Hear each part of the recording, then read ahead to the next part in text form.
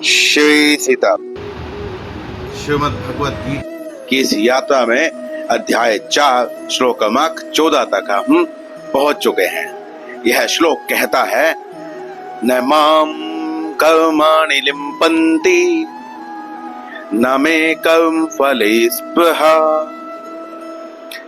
इति योऽभिजानाति कर्मभिर्न स बध्यते।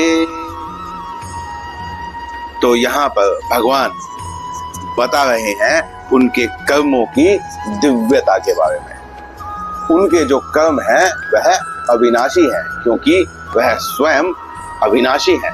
तो इससे हमें यह सीख मिलती है कि कौन से कर्म हमें नहीं बांधेंगे और किस समय कर्म हमें नहीं बांधेंगे।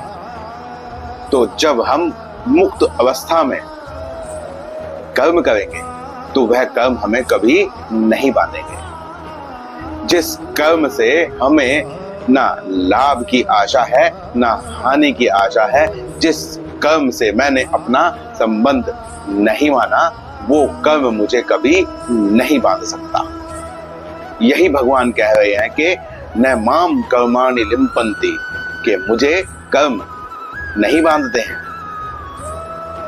न मे कर्म फले स्पृहा, और ना मुझ में कर्म करने की कोई स्पृहा है। स्पृहा का अर्थ होता है सबसे छोटी इच्छा।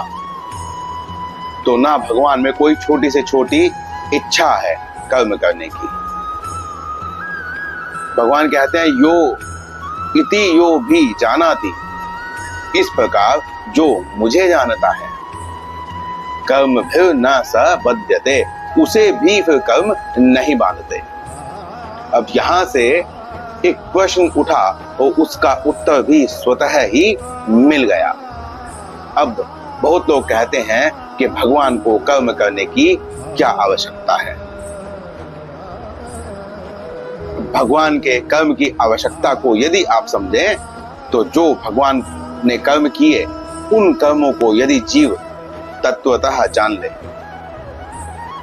तो उस जीव में भी वह शिक्षा उत्पन्न हो जाएगी कि कर्म किस प्रकार करने चाहिए। यहाँ जन्म का उद्देश्य क्या है, यह सब उसे अपने आप समझ में आ जाएगा। भगवान ने जितने भी कर्म किए वह अविनाशी है, क्योंकि भगवान अविनाशी है। तत्वतः उनके कर्मों को जानने के लिए हमें मनन चिंतन मुक्त अवस्था को प्राप्त करना होगा।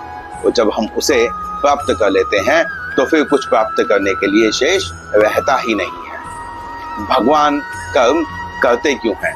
भगवान ने पीछे श्लोक में कहा था कि मेरे लिए इस त्रिभुवन में कुछ भी करने योग्य नहीं है और कुछ भी ऐसा नहीं है जो मुझे प्राप्त ना हो, और जो कुछ भी ऐसा नहीं है जिसे मैं प्राप्त करना चाहूं और प्राप्त न कर सकूं, क्योंकि अप्राप्त कुछ है ही नहीं। जब अप्राप्त कुछ नहीं होगा तो फिर इच्छा स्पृहा आशा आसक्ति आएगी ही कहां से। इसीलिए भगवान कहते हैं कि परिपूर्ण अवस्था में रहकर कर्म करो। अब मनुष्य परिपूर्ण अवस्था में कैसे रह सकता है, क्योंकि मनुष्य के पास तो ऐसा कुछ नहीं है कि वो यह कह सके कि त्रिभुवन में उसके लिए कोई कर्म करने योग्य नहीं है, कुछ अप्राप्त नहीं है।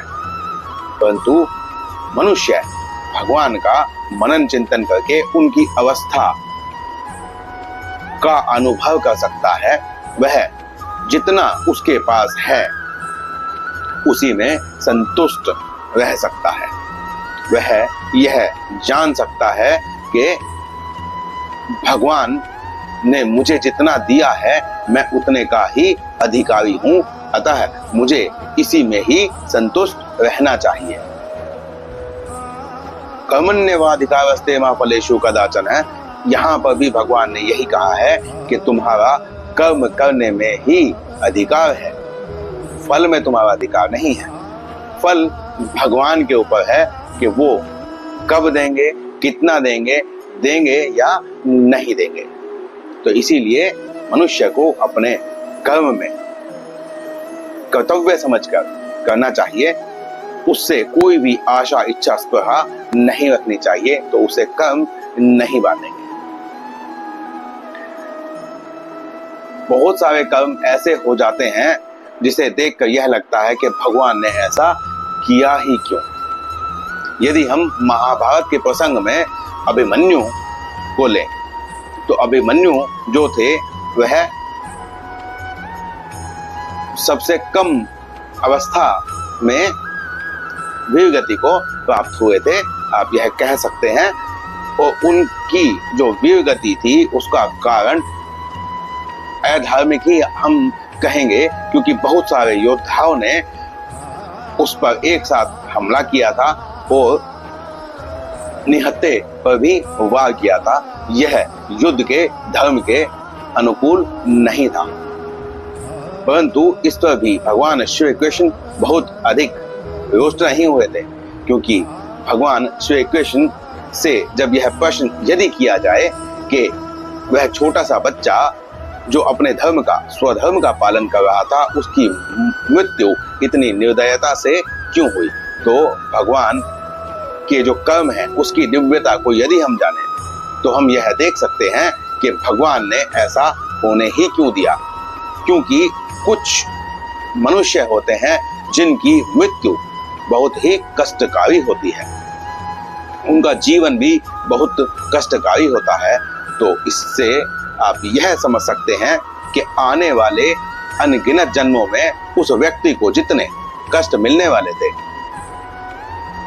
अभिमन्यु को जितने आने वाले जन्मों में कष्ट मिलने वाले थे, उन सब को समेटकर भगवान ने एक ही समय में बतवा दिया। और ऐसा करने से फिर पुनर्जन्म नहीं होता, क्योंकि कहीं ना कहीं आपके जो कल्याण की इच्छा है, जो लोक कल्याण के कार्य करने की इच्छा है, जो एक प्रवृत्ति है, वह करने के पश्चात जब आप अपने स्वधर्म का, अपने कर्तव्य का पालन करने से कभी किसी भी परिस्थिति में नहीं चूकते, तो फिर भगवान कल्याण करते हैं। भगवान भक्त से ही बाध्य हो सकते हैं। भगवान यह देखते हैं कि जो शिक्षा मैंने दी है, उस शिक्षा का मनुष्य आचरण किस प्रकार कर रहा है। यदि वह सही से आचरण करता है तो फिर भगवान उसे फल देते हैं, वह फल जो उसका अधिकारी है। ऐसा नहीं कि किसी को भी कुछ भी फल भगवान दे देते हैं। भगवान विषमता में कभी नहीं आते। पिछले श्लोक में भी हमने बताया था कि भगवान किसी भी क्षण अपनी भगवत्ता नहीं छोड़ते हैं। उनकी जो दृष्टि है वो दृष्टि हमारी नहीं है। हम एक और उदाहरण लेते हैं, जैसे एक छोटा बच्चा अपने माता पिता से बहुत कुछ पाने की जिद करता है, परंतु क्या माता पिता उसकी सभी जिद को पूरा कर देते हैं? ऐसा नहीं होता है। तो इसीलिए भगवान ने यह बताया कि हमें कर्म किस प्रकार करने चाहिए और किस अवस्था में कर्म भगवान या हमें बांधते नहीं है। भगवान का साक्षात्कार हो जाना, भगवान की अवस्था का अनुभव करना, समभाव, सभी परिस्थिति में यदि आप संतुष्ट रहते हैं, आत्मतुष्ट रहते हैं, निरअहंकार होकर कर्म करते हैं, तो यह ब्रह्म की स्थिति बताई गई है। और इस स्थिति में आप जो भी कर्म करेंगे वह कर्म आपको कभी नहीं बांधेंगे। तो इस श्लोक में इतना ही। मिलते हैं अगले श्लोक में, अगले वीडियो में। श्री सीताराम।